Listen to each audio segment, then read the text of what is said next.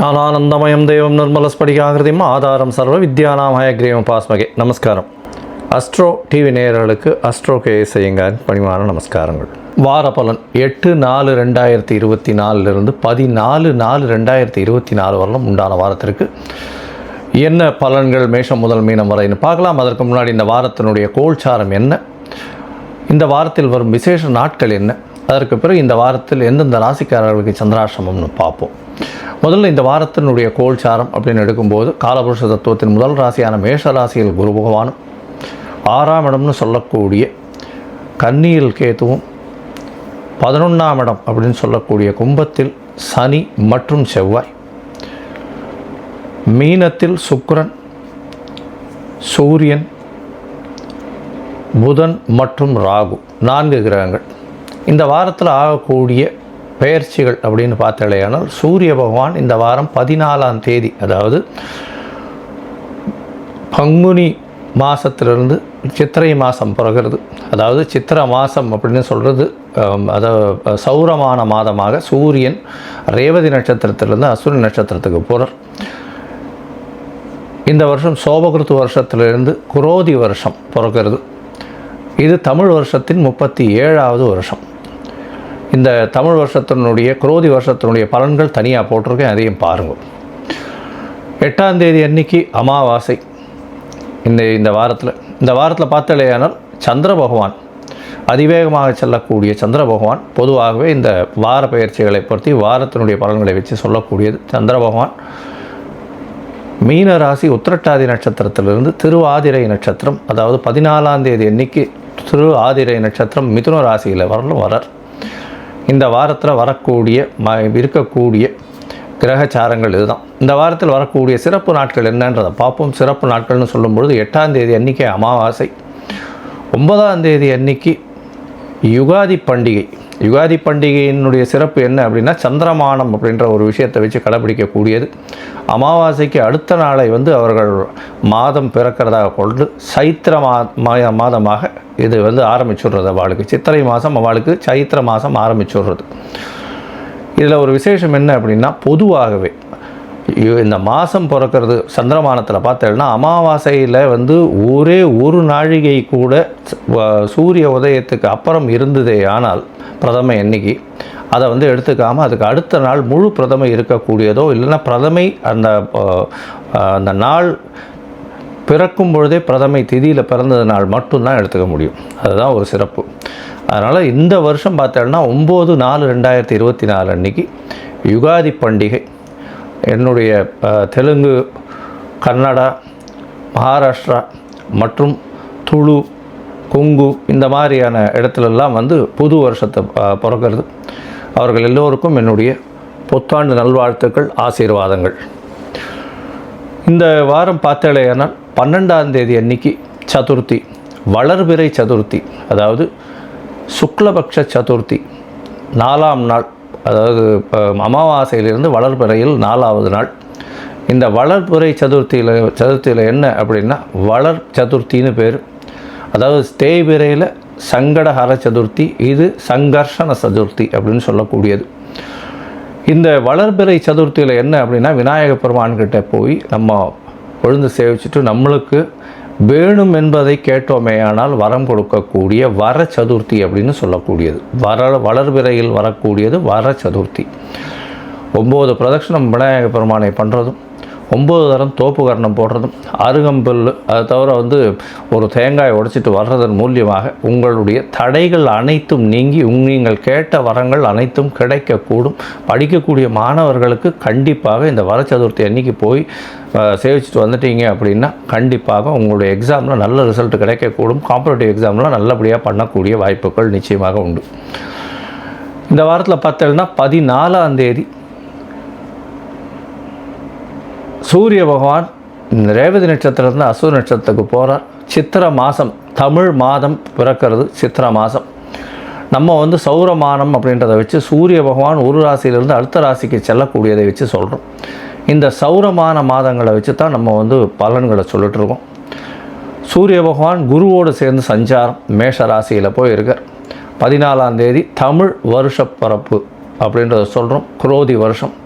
இந்த யுகாதியில் பார்த்தோம்னா தெலுங்கு வருஷம் அப்படின்னு சொல்லக்கூடியது. இந்த மாதிரி இப்போ இந்த வேப்பம்பூ, மாங்காய், புளிப்பு, இனிப்பு எல்லா வகையான இதுவும் வச்சு பச்சடி பண்ணுவாங்க.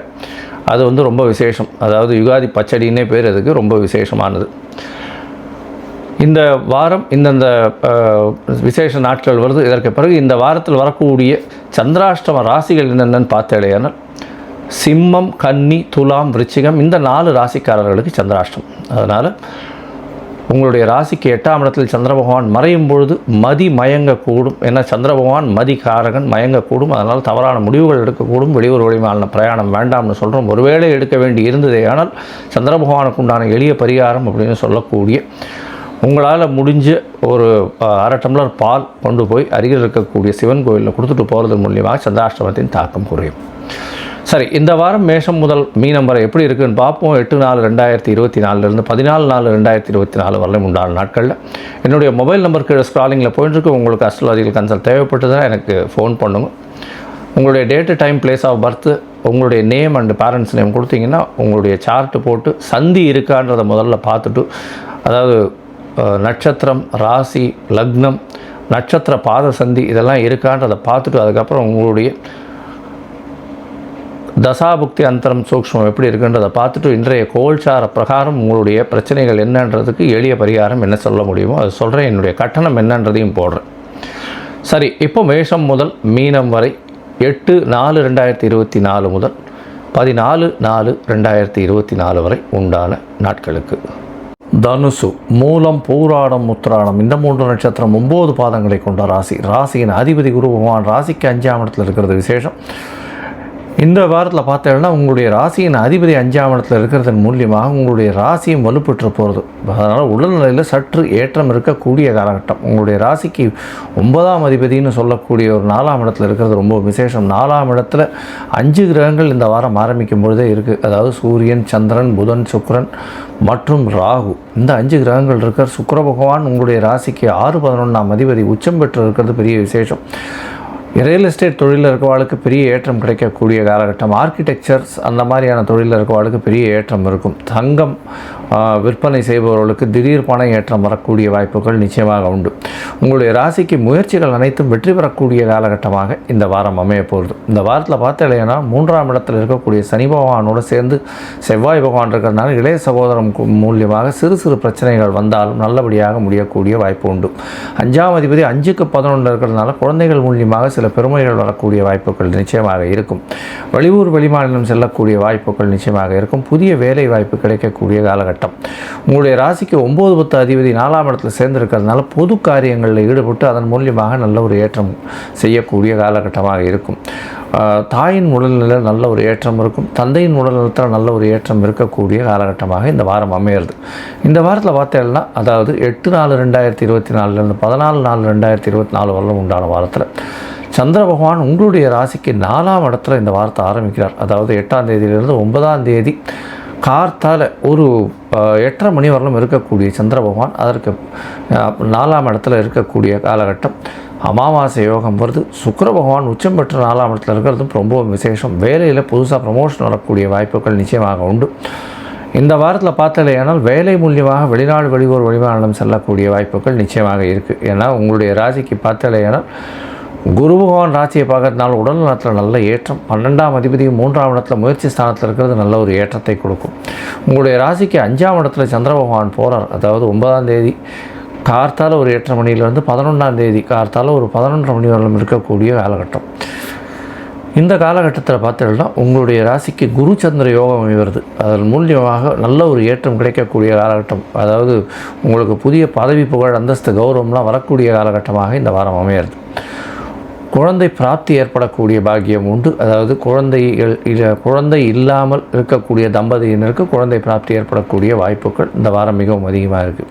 உங்களுடைய ராசிக்கு 6ஆம் இடத்துல சந்திர பகவான் போய் உச்சம் பெற்று போகிறார். 6ஆம் அதிபதியும் 4ஆம் இடத்துல உச்சம் பெற்று போகிறார். தாயின் மூலியமாக நல்ல ஒரு ஏற்றமான செய்தி வரும்.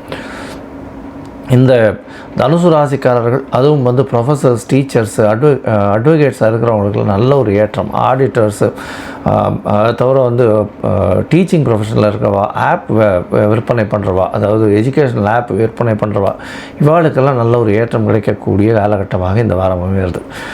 இந்த வாரத்தில் பார்த்தீங்கன்னா உங்களுடைய ராசிக்கு 6ஆம் இடத்துல உச்சம் பெற்ற சந்திர பகவான் இருக்கக்கூடிய காலகட்டம். 8ஆம் அதிபதி 8க்கு 11ன்னு சொல்லக்கூடிய 6ஆம் இடத்துல இருக்கிறது பெரிய விசேஷம். இதன் மூலியமாக வெளிநாடு போகணும்னு பார்த்துருந்தீங்கன்னா வெளிநாடு போகக்கூடிய யோகம் நிச்சயமாக கிடைக்கும். மறைந்த இடத்துலேருந்து திடீர் பணம் வரக்கூடிய வாய்ப்புகள் நிச்சயமாக உண்டு. உங்களுடைய ராசிக்கு சப்தமத்தில் சந்திர பகவான் போயிருக்கார். அதன் மூலியமாக பார்த்தோம்னா வெளிநாட்டுக்கு போகிறதுக்கு பார்த்துட்டு இருக்க வாழ்க்கை இந்த காலகட்டத்தில் வெளிநாடு போகக்கூடிய பாக்கியம் உண்டு.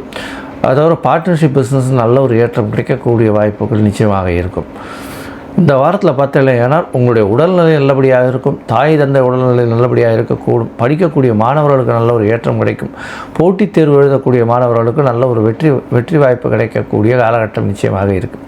பொதுவாக இந்த வாரம் பெரிய ஏற்றமான வாரமாக இந்த தனுசு ராசிக்காரர்களுக்கு அருகில் இருக்கக்கூடிய நாமக்கல் ஆஞ்சநேயரை போய் சேவிச்சுட்டு வர்றதன் மூலியமாக உங்களுக்கு எல்லா விதமான நன்மைகளும் நடக்கக்கூடிய காலகட்டம். ஏன்னா 7-10 அதிபதி அப்படின்னு சொல்லக்கூடிய புத பகவான் நீச்ச பங்கம் அடைஞ்சு ராஜயோகத்தை கொடுக்க போகிறார். அதனால் வந்து பார்ட்னர்ஷிப் பிஸ்னஸ்லையும் சரி, சொந்த பிஸ்னஸ்லேயும் பெரிய ஏற்றம் கிடைக்கும்.